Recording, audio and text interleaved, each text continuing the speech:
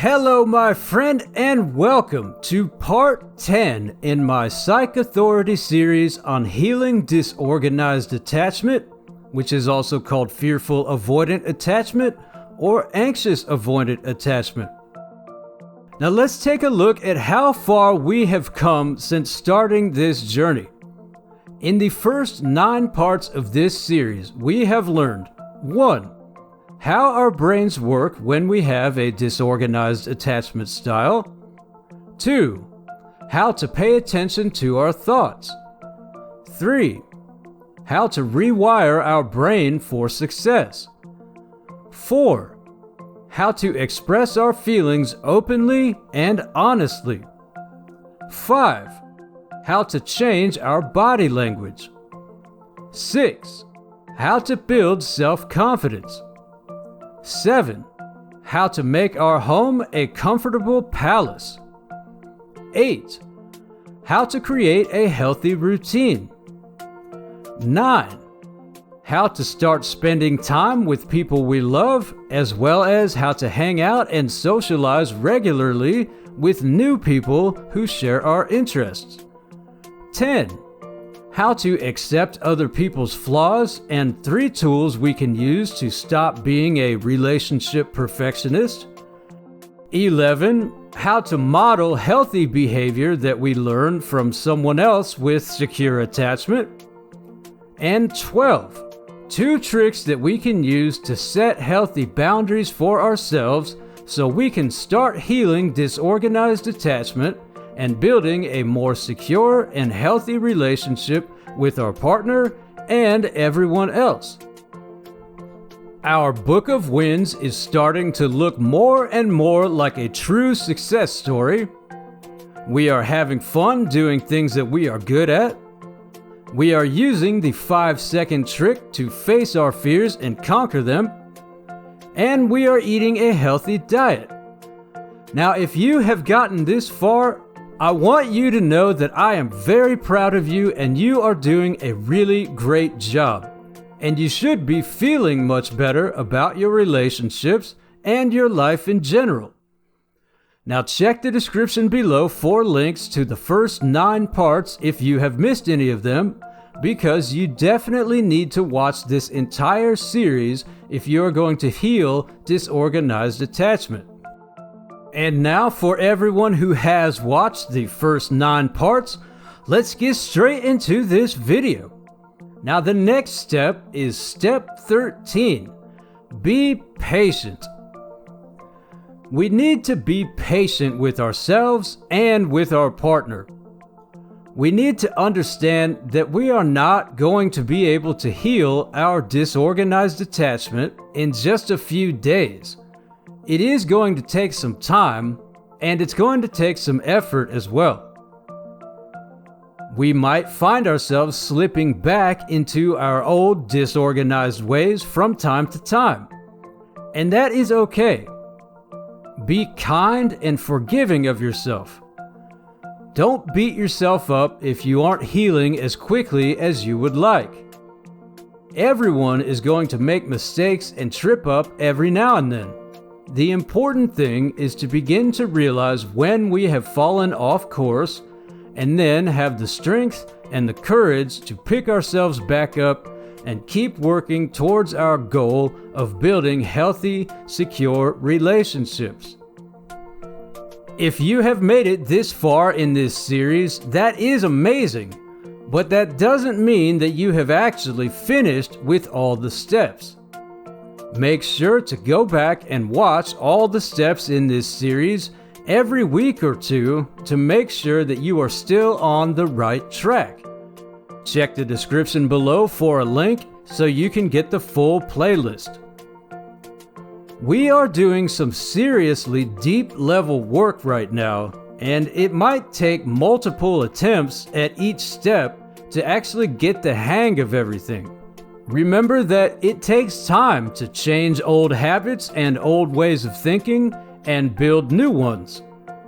It takes repetition and reinforcement for our brain to rewire itself and start thinking in a new way. So make sure that you watch this series every week or two to repeat and reinforce all of the steps into your brain. And now it is time for the final step. Step 14 is going to therapy. Now, many people would tell you that going to therapy is the first step, but I saved it for the last step because most people just skip over that and try to fix everything themselves.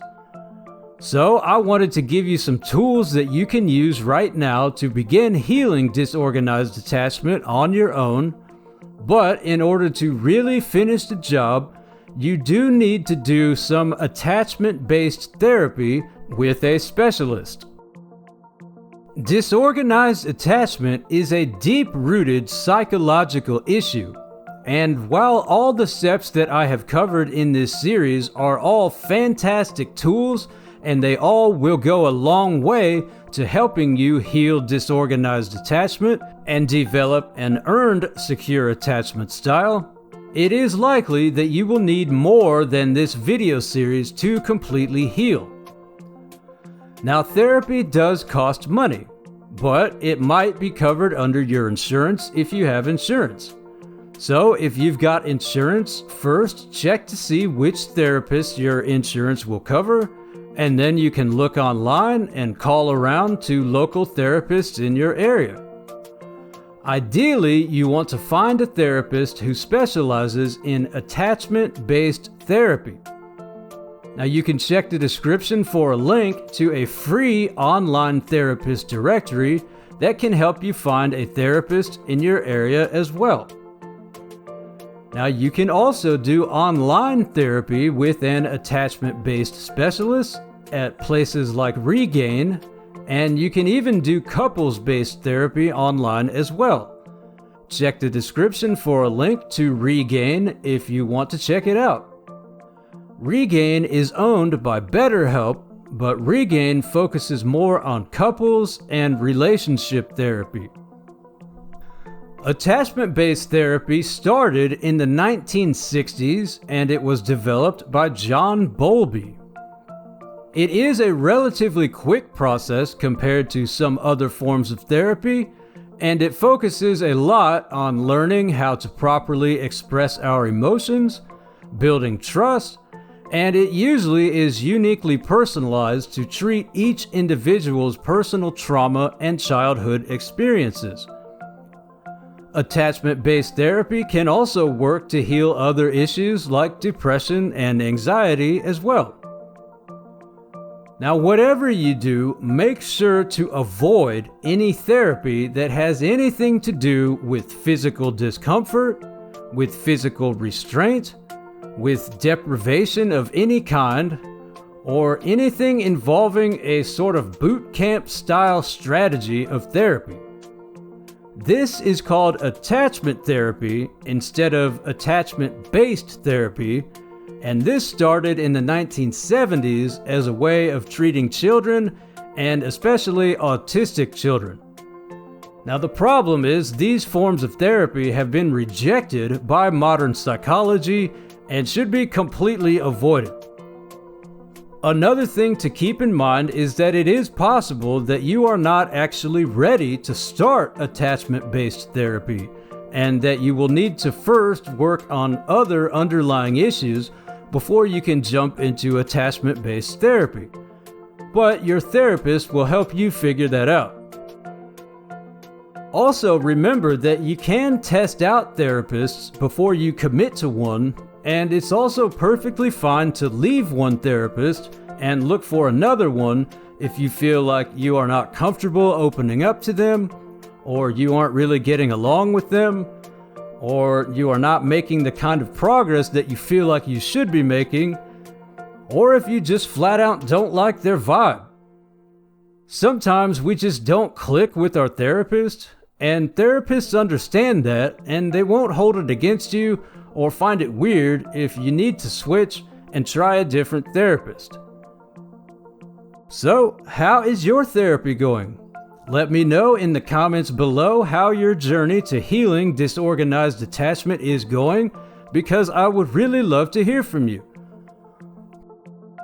Please leave a like and share this video if you have found it helpful, and then click here to learn more about the other forms of attachment styles, and I will see you there.